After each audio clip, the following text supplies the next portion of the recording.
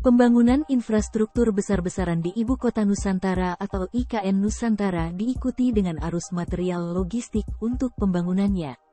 Material pembangunan IKN Nusantara sebagian besar masuk dari jalur laut yakni Teluk Balikpapan. Tak heran, aktivitas pelayaran di Teluk Balikpapan pun meningkat drastis. Bahkan, Kantor Kesyahbandaran dan Otoritas Pelabuhan atau KSOP kelas 1 Balikpapan sudah memetakan titik rawan di Teluk Balikpapan. Kepala Kantor Kesyahbandaran dan Otoritas Pelabuhan atau KSOP kelas 1 Balikpapan, M. Takwim Masuku menyatakan, telah melakukan pemetaan wilayah yang dianggap rawan untuk dilalui kapal logistik. Terkait keamanan, kami juga sudah mencoba melakukan pemetaan beberapa lokasi yang dianggap rawan, ujarnya pada webinar Forum Dialog HIPMI terkait potensi layanan logistik dan kepelabuhan di IKN Nusantara, awal Februari tahun 2023 kemarin. Jalur rawan tersebut diantaranya alur pelayaran sekitar area pelabuhan yang kerap digunakan dalam kegiatan nelayan. Jadi memang jalur Balikpapan ini masih banyak nelayan yang melakukan kegiatan di alur. Ini akan terus kita tingkatkan pengawasan bersama stakeholder dan instansi terkait, jelasnya.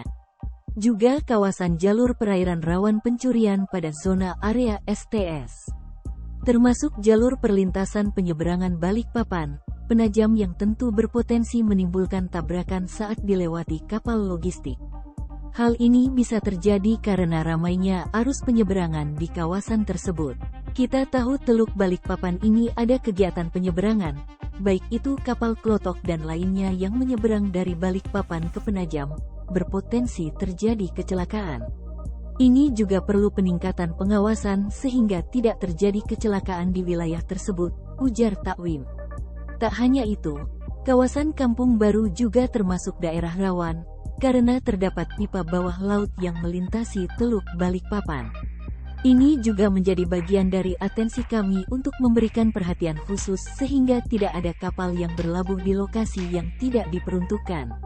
Agar menghindari terjadinya hal yang tidak diinginkan terkait keberadaan pipa Pertamina tersebut, tegasnya.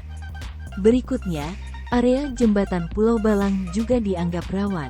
Selain tinggi jembatan yang hanya berkisar 28 meter, arus kawasan tersebut juga cukup kencang.